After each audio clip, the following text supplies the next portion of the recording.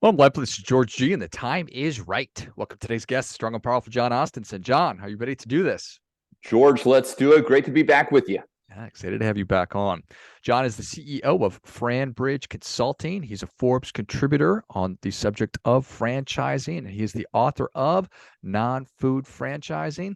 Jon, tell us a little about your personal life, some more about your work, why you do what you do. Absolutely. No, appreciate you having me back on, George. Based here in Atlanta, Georgia, and I've got a wife and 3 young kids, and we stay pretty active here in the community.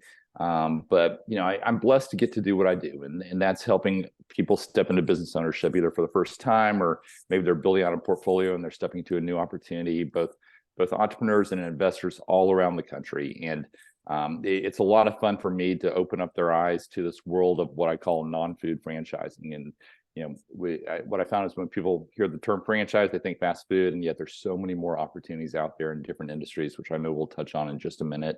And so really educating and helping them understand what are those tangible steps to take to match up with the right opportunity there in their area that's going to be the best fit for what they're looking to do on a day-to-day basis.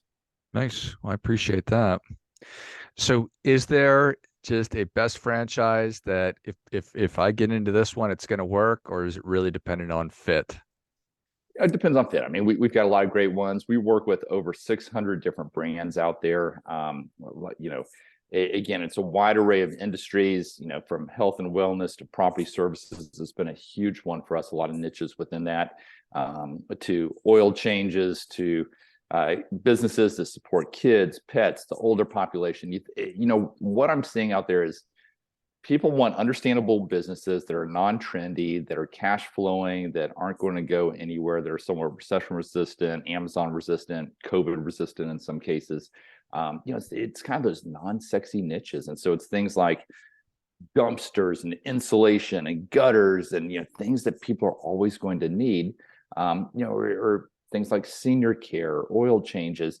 I'd call these non-sexy, but they're understandable, they're needed, and we just see all different types of backgrounds all around the country stepping into them. So yeah, certainly there are some that we like more than others. I'd say of the 600 we work with, there's probably a top 50 that we're really focused in on, that we just think are the best of the best, have the right franchise or leadership team, they have the best financial models, they've got the true competitive advantages within their given industry.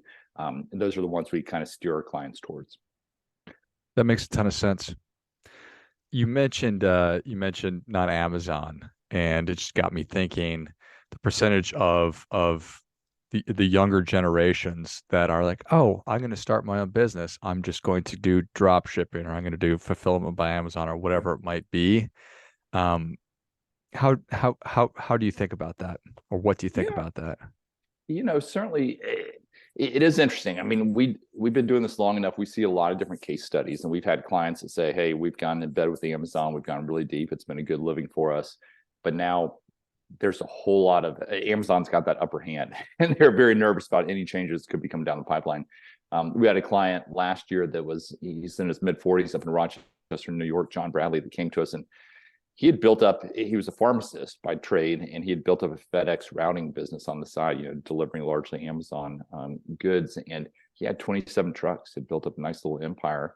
But he said, "Hey, I'm ready to diversify my portfolio. I want to get into something different. I wanted to get into home services." And we ultimately matched him up with a great opportunity thereafter. And we introduced him about 10, 12 different opportunities. He goes through the process and finds that best fit for him. So no, I see a lot of people that are looking to get an online business going because on paper they think that's easier and looks good, and there's certainly some viable options out there.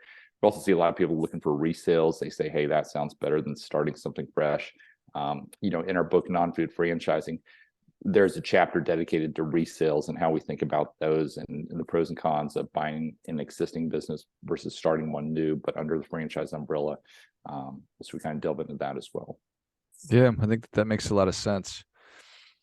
When and anytime you hear horror stories about people that have big internet businesses and then the algorithm changes or whatever it might be, and their revenue drops by a large percentage, very, very meaningful.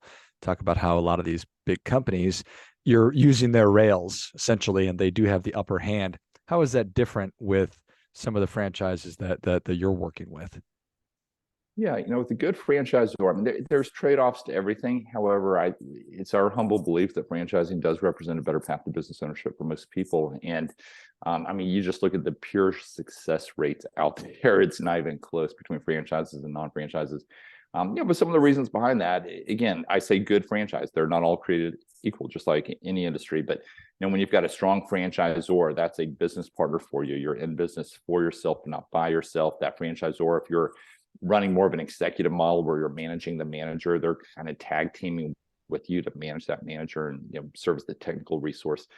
You've got other franchisees that are somewhat a peer group where you're exchanging best practices. You've got a playbook, that path to profitability from day one. You start marching towards it. It's all about executing.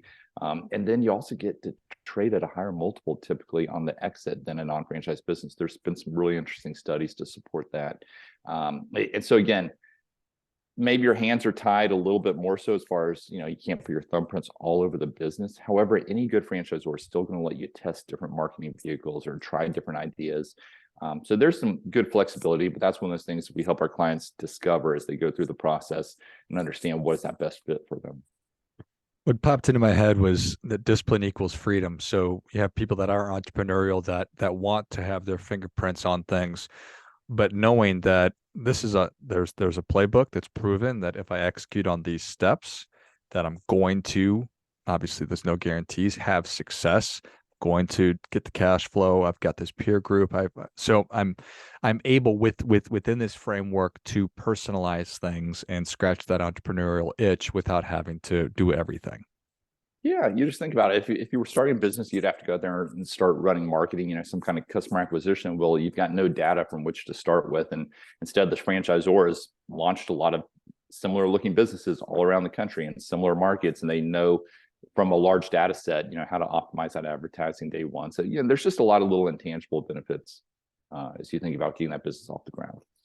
In terms of the peer group or just support, from if it's I have a question or I need some accountability, how does that vary from, I imagine it varies from brand to brand. It does. It does. And, I've been a franchisor myself, headed up the Shelf Genie franchise system in the past. And, we were there. I mean, the better our franchisees did, the better we did. And so, we built out a support team that was not only running their marketing and providing kind of all the systems, the technical resources, and the training, but also, we had consistent check-ins, especially early on, and we were very involved with our franchise owners. We provided them with coaches and field managers, to kind of go out there for the sole purpose of supporting them and helping them thrive in their business. So, definitely see the pros outweighing any cons associated with it. And what's interesting, George, is we have a lot of existing business owners that get into franchising. Maybe they started a business, they've been successful, but the second time around or third time around, they say, "Hey, been there, done that. Would rather start on third base than first base and have a lot of the track already laid," for me to use your analogy. And so we do see a lot of that.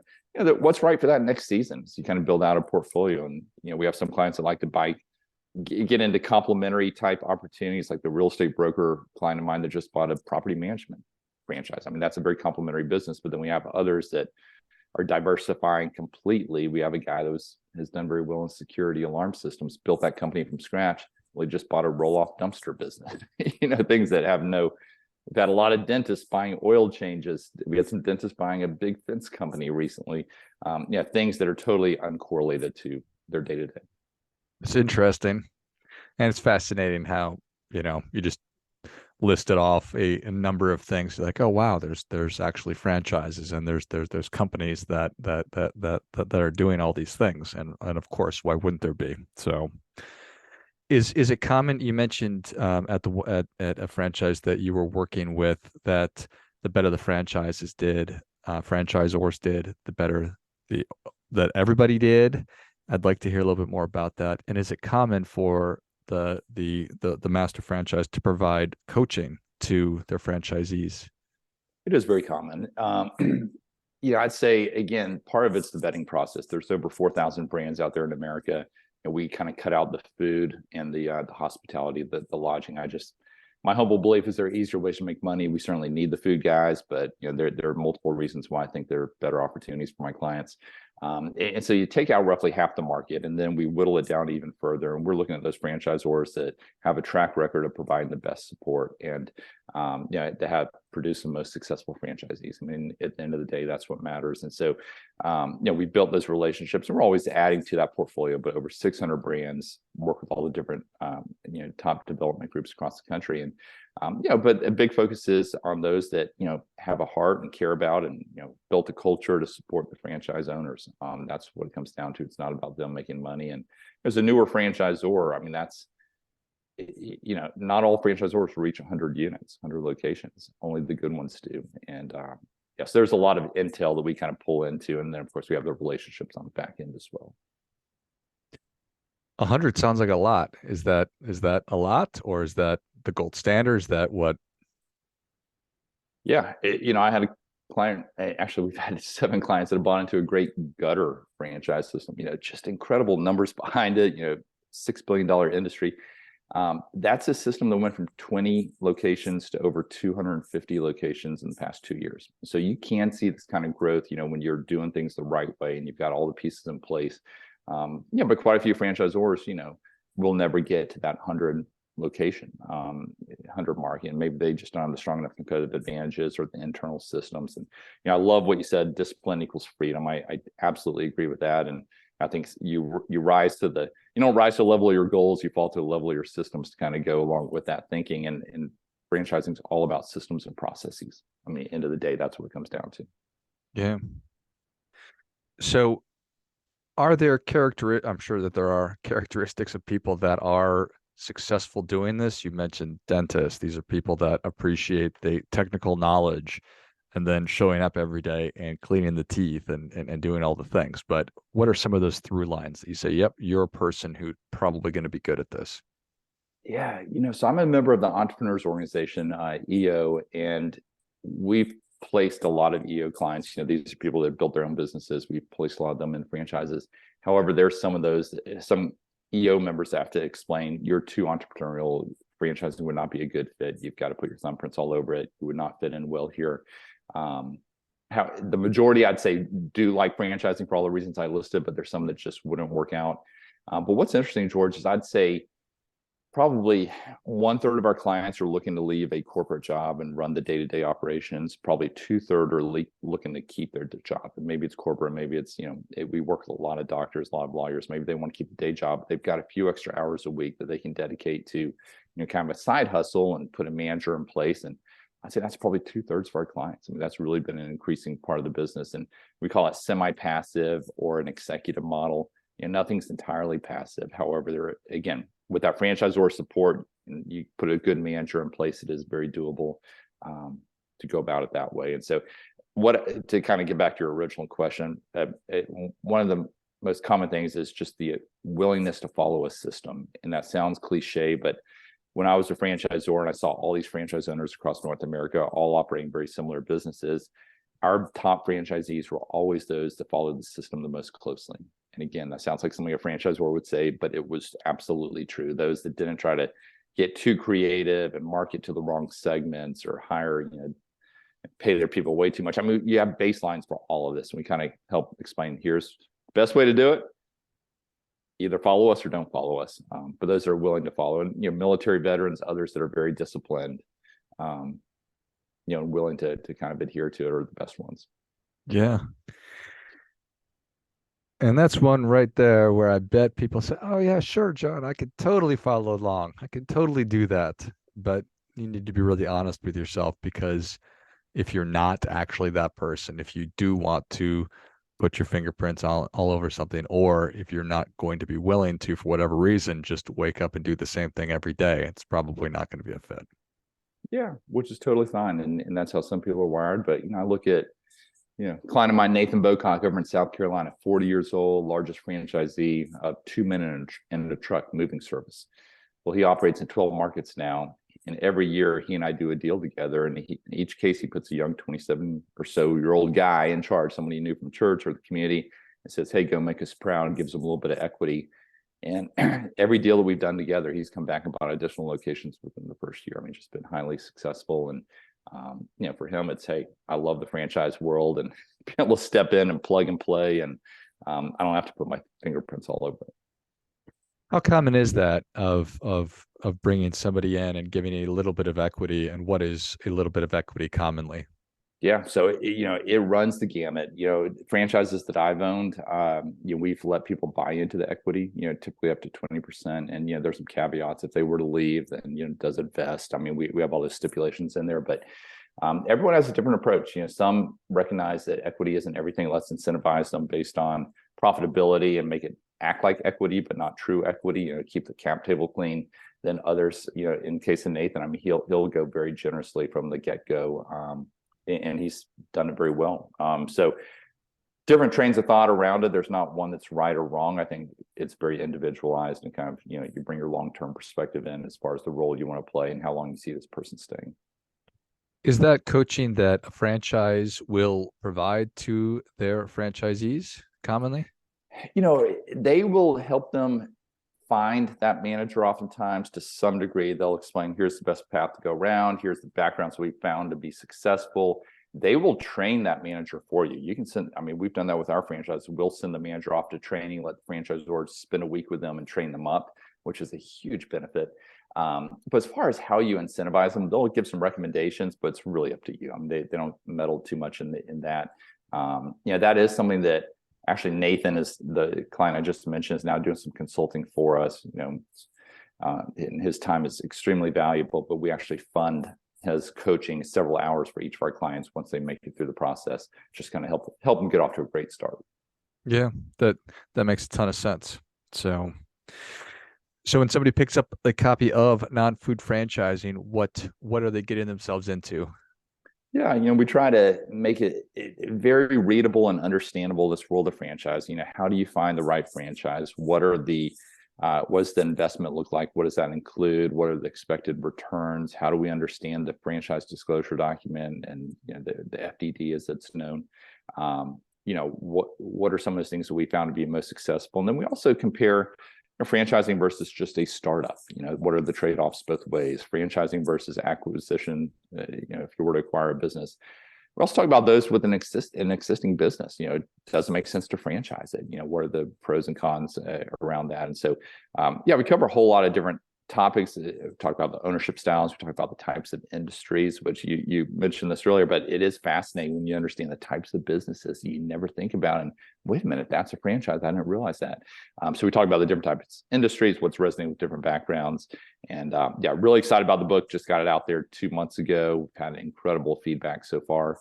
And George would love to provide a free digital copy to all of your listeners as well. So, if anyone comes out to our website, framebridgeconsulting.com, share your name, email address, we'll get you both an audio as well as a digital download for free of the book. So, and then more than happy to jump on a call as well and kind of talk through what it would look like to engage. It's entirely free for our clients to work with us. There's no cost at all. We're funded by the brands. It's a great model, but more than happy to help in any way we can. What does that engagement typically look like? Somebody goes on, picks up a copy of the book. They say, this is great. Click contact us. You set up a call. Walk me through sort of how that process looks. Yeah, we'll jump on a 20-minute call. We'll talk through a little bit about your background, what your thoughts are on franchising. We'll try to help fill in some gaps in the knowledge. And if it makes sense to engage from there, and now's the time, good timing for you to explore opportunities, then from there I'll have you fill out a brief questionnaire. I'll share some additional resources with you. We'll actually send a physical copy of the book over to you as well. But then from there, next thing we're doing is we're teeing up opportunities. We're sending you a video in which we pull together the top 10 or 12 opportunities in your market that fit what you're describing, as well as what we see resonating with others with similar backgrounds that have already met all of our criteria and have that availability in your market. So from there, you would say, hey, here are the 3 or 4 that seem most intriguing. We make the introduction to the franchise brand. And then the brand, you'll go through a series of calls with them, in which you'll dig through the financials. You'll talk to other owners, hear about their experience. You get all your questions answered, just a whole number of different topics. And, at any point you can hit pause and say, hey, John, that's not going to be the right one for me. Totally fine. And, it can be an iterative process where we go back and look at additional opportunities we didn't start with. But we're going to start. What happens, George, is 2 or 3 calls in, you start building this framework in your mind of here's what I'm looking for, here's what makes sense, here's what doesn't make sense. And I mean, we've just had a huge success rate at being able to place clients with great opportunities. And then we see them coming back and buying additional locations. That's where we get our validation. But we hold our clients' hand through the process and have a series of touch base calls and help them understand the funding piece. If they need to get a franchise attorney to review the agreements, we have all those resources for them. Excellent. Well, Jon, thank you so much for coming back on. Where can people learn more about you? Give us the website again. Come out to franbridgeconsulting.com. That's FRAN bridgeconsulting.com. Sign up for our free monthly newsletter. We put out some great content. I will also then send you a digital copy of our book, as I shared.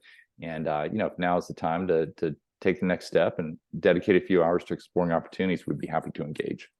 Excellent. Well, if you enjoyed this as much as I did, show Jon your appreciation and share today's show with a friend who also appreciates good ideas. Go to franbridgeconsulting.com, FRAN bridgeconsulting.com. Get your free copy of the ebook, Non-Food Franchising, sign up for the newsletter, and schedule that initial call and begin the process of figuring out if this is the right fit for you. Thanks again, Jon. Enjoyed it, George. Thanks. And until next time, remember, do your part by doing your best.